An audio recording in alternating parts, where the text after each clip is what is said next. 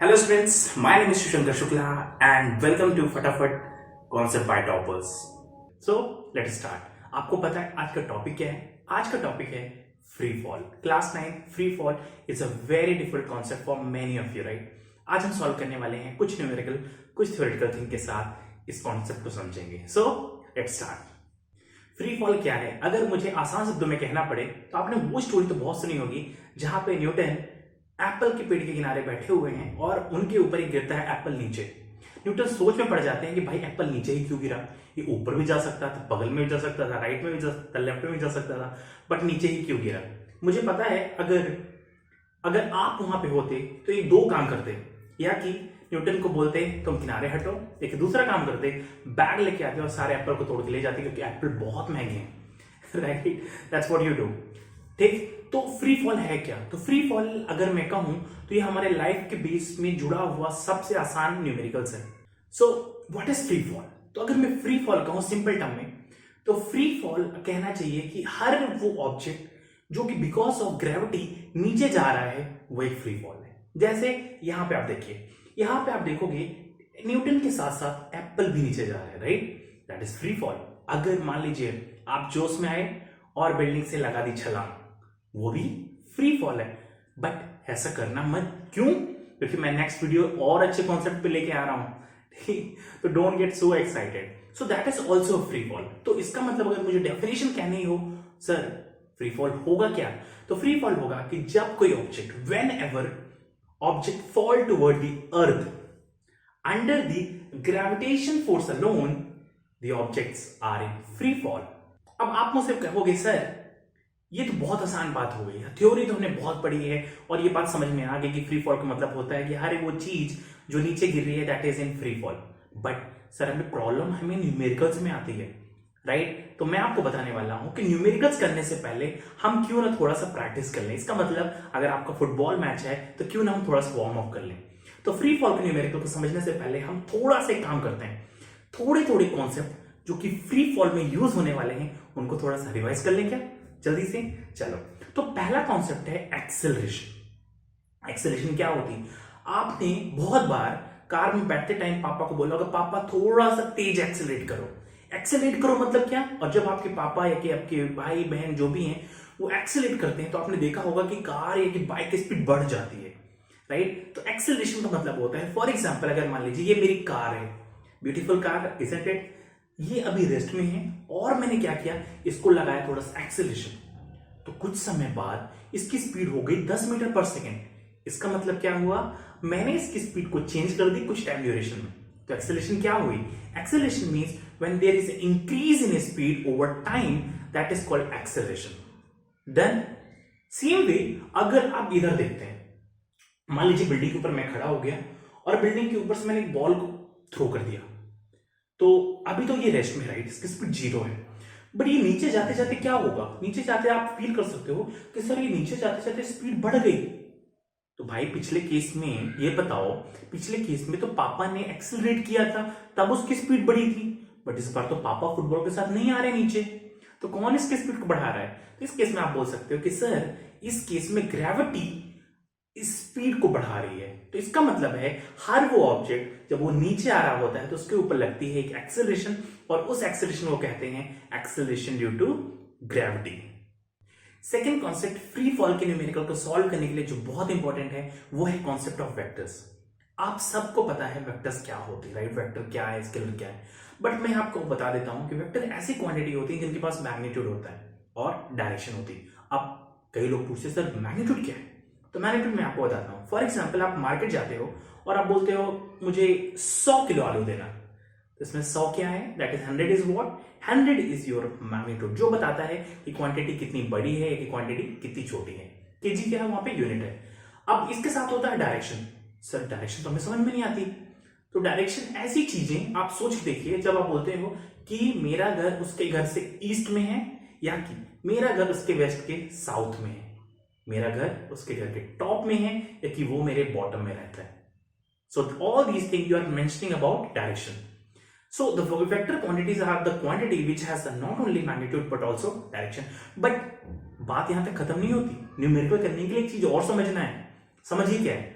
मान लेते हैं ये मेरे पास ऑब्जेक्ट है, अब इस ऑब्जेक्ट को मैंने रख दिया। अब अगर इधर से मैं बराबर फोर्स लगाता हूं, फोर्स F, और इधर से भी फोर्स लगाया F, बताओ ऑब्जेक्ट कहीं जाएगा क्या? तो आप बोल सकते सर ऑब्जेक्ट नहीं जाएगा। क्यों? क्योंकि दोनों साइड से सेम फोर्स लगा रहा है, राइट? लेकिन अगर इसको वेक्टर के फॉर्म में लिखना है तो इसका अगर मैं आपसे पूछूं कि इसमें नेट फोर्स कितना लग रहा है, तो आप बोलोगे नेट फोर्स तो 0 हो गया।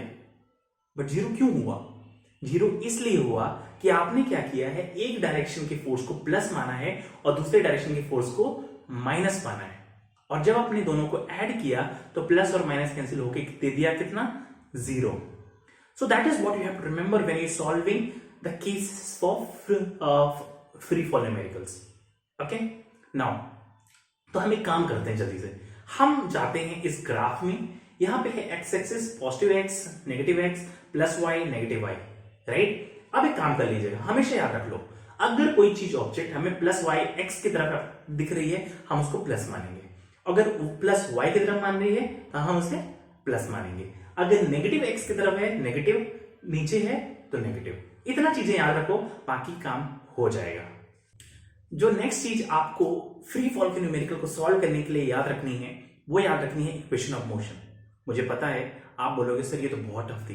बहुत टफ नहीं थी, बहुत आसान है, मैं आपको हेल्प करूंगा। तो पहली इक्वेशन थी v equal to you plus a t. Second क्या है? s equal to U T plus half of a t square. Third क्या है? थर्ड बोलती है v square equal to you square plus 2as। Okay sir, equation तो रट गई, अब इनका मतलब क्या है तो मैं बता देता हूं। v का मतलब होता है फाइनल वेलोसिटी, u का मतलब है इनिशियल वेलोसिटी, t का मतलब है टाइम, s का मतलब होता है displacement, acceleration stand for a।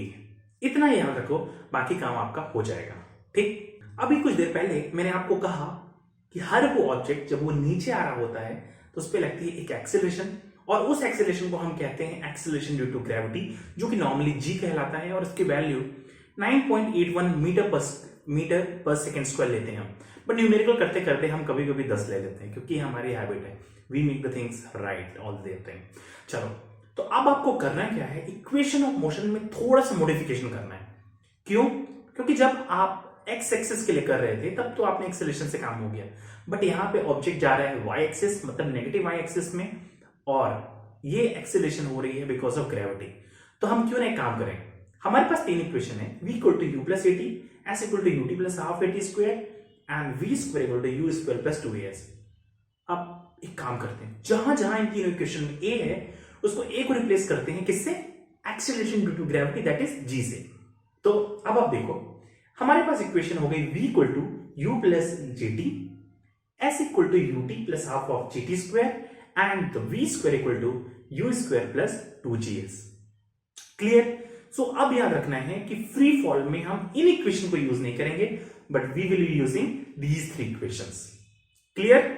Let's start. मेरे ख्याल से इतनी जॉगिंग सफिशिएंट है आज के फुटबॉल मैच को समझने के लिए, ठीक है? इसका मतलब क्या है कि जितने हमने छोटे छोटे कॉन्सेप्ट को रिवाइज किया है, ये कॉन्सेप्ट हमारे लिए बहुत यूजफुल होने वाले हैं आज के फ्री फॉल के न्यूमेरिकल को समझने के लिए। चलिए मैं एक क्वेश्चन लेता हूं, ध्यान से देखते हैं। तो क्वेश्चन बोलता है कि Shukla sir has dropped a ball from the top of tower of toppers building. कुछ टीटी टीटी लग रहा है ऐसा क्या? कंफ्यूज मत होना। मतलब क्या हुआ, शुक्ला सर के पास एक बॉल है, शुक्ला सर कौन? मतलब मैं। शुक्ला सर के पास हाथ में उनके पास बॉल है और वो चले गए टॉपर्स के बिल्डिंग के ऊपर और उन्होंने कर दी बॉल को ड्रॉप, और उस बिल्डिंग की हाइट दे रखी है यहां पे 80 मीटर्स। आपसे पूछा कि calculate the velocity with which it will strike the ground. ठीक, ये छोटा सा क्वेश्चन है, बहुत आसान क्वेश्चन है, इसको समझेंगे। अब आप पहली बार अगर इस क्वेश्चन को समझ रहे हो तो कैसे समझना है मैं आपको डायरेक्शन बताता हूं। प्लीज वही क्वेश्चन, वही लॉजिक आपको नेक्स्ट कॉन्सेप्ट में यूज करना है। ठीक, अब सबसे पहला काम क्या करना है, सबसे पहले आप ड्रॉ करिए एक बिल्डिंग। ये है मेरे पास ब्यूटीफुल बिल्डिंग। इसकी हाइट कितनी? इसकी हाइट है 80 मीटर्स। क्लियर? अब क्वेश्चन थोड़ा क्रैक करते हैं। क्वेश्चन में क्या दे रखा है? क्वेश्चन बोलता है शुक्ला सर हैज ड्रॉप्ड। अब वर्ड्स को समझने की कोशिश करना। ड्रॉप मतलब होता है ऐसे छोड़ देना, और एक वर्ड होता है थ्रो। थ्रो का मतलब होता है फेंकना, राइट? तो ड्रॉप मतलब आपने उसकी इनिशियल वेलोसिटी कितनी दी है? इनिशियल वेलोसिटी दी है आपकी उसने 0। क्लियर?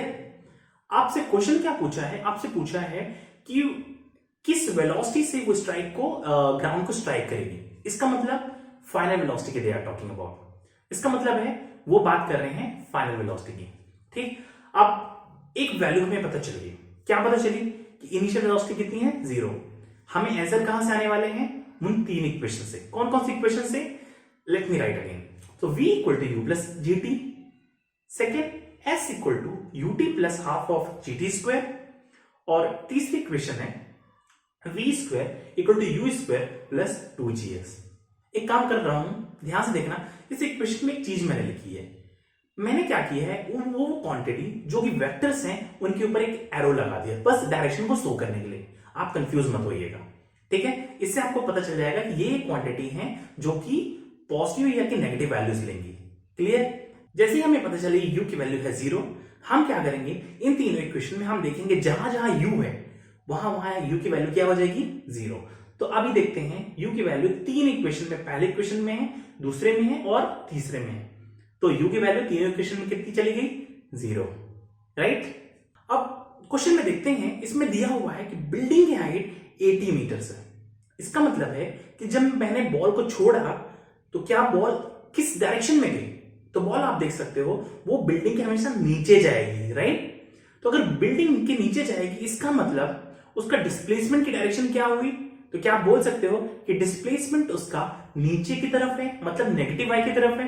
तो इस केस में अगर मैं आपसे पूछूं कि डिस्प्लेसमेंट कितना होने वाला है, तो डिस्प्लेसमेंट होने वाला है मेरे हाथ से लेके ग्राउंड तक, और उसकी डिस्टेंस कितनी है, 80। बट सिंस डिस्प्लेसमेंट क्या है, एक वेक्टर क्वांटिटी है, और ये जा कहां रहा है, ये नीचे जा रहा है, तो दैट इज व्हाई हम s की वैल्यू लेंगे negative 80, not 80। Don't get confuse, okay. अब s की वैल्यू आ गई नेगेटिव 80। अब हम देखेंगे 3 इक्वेशन में कहां कहां s छुपा हुआ है।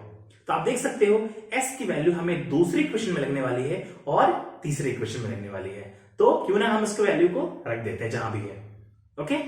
अब हमने इनिशियल वेलोसिटी रख दी और डिस्प्लेसमेंट वैल्यू रख दी। क्या अब हम फाइनल वेलोसिटी पा सकते हैं या कि वी कैन फाइंड इट? तो देखते हैं पहले इक्वेशन बोल रहा है 0 प्लस जी टी, और फाइनल वेलोसिटी हमें तीसरे इक्वेशन से मिल सकती है, that is v square equal to 0 square plus 2g into negative 80। But क्या ग्रेविटी हमारे पास दे रखी है, क्वेश्चन में चलते हैं, ठीक है। क्वेश्चन में दे रखा है, लास्ट में देता है कि assuming g is equal to 10 metre per second square. But एक बात बताओ अभी, g क्या है, एक्सेलरेशन ड्यू टू ग्रेविटी, मतलब ये एक्सेलरेशन।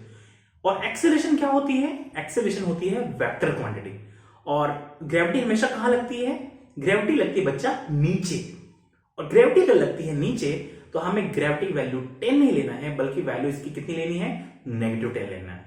क्लियर। तो अब हम देखते हैं उन 3 इक्वेशंस जहां जहां हमें ग्रेविटी है। तो हम देख सकते हैं ग्रेविटी तो पहले इक्वेशन में है, दूसरे में भी है और तीसरे में भी है।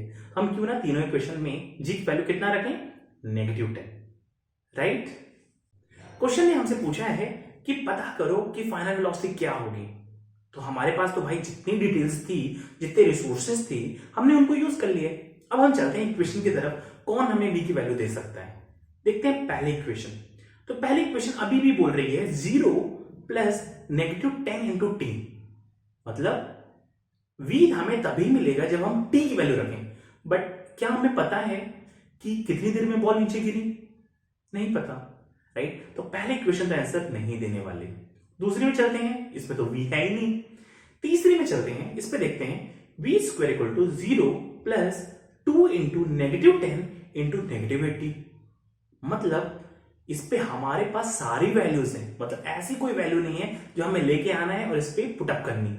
तो इसका मतलब है हमें फाइनल वेलोसिटी कौन देने वाला है, तो फाइनल वेलोसिटी हमें देने वाली है इक्वेशन नंबर 3। तो थर्ड इक्वेशन को देखते हैं। थर्ड इक्वेशन बन गई v square equal to 0 plus 2 into negative 10 into negative 80, मतलब v स्क्वायर की वैल्यू आ गई। इन दोनों को अगर मल्टीप्लाई करें तो नेगेटिव नेगेटिव बनता है प्लस, तो इसके कारण इसकी वैल्यू हो गई प्लस 1600।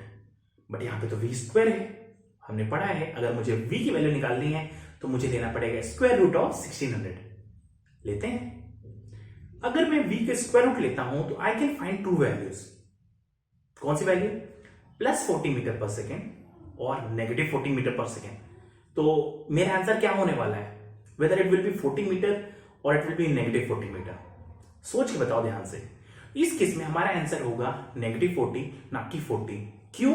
क्योंकि वेलोसिटी, फाइनल वेलोसिटी क्या है, एक वेक्टर क्वांटिटी है। और याद रखिए जब ये बॉल नीचे टकरा रही है तो उस टाइम किस डायरेक्शन में जाने वाली है, वो डायरेक्शन में नीचे जा रही है। तो हमारा आंसर कौन सा होगा, that will be negative 40। So I hope you understood this explanation, और इस एक्सप्लेनेशन से आपको पता चली कि कैसे फाइनल वेलोसिटी को समझते हैं। For more such video do like, subscribe our channel, and do not forget to join our Telegram group for latest notification.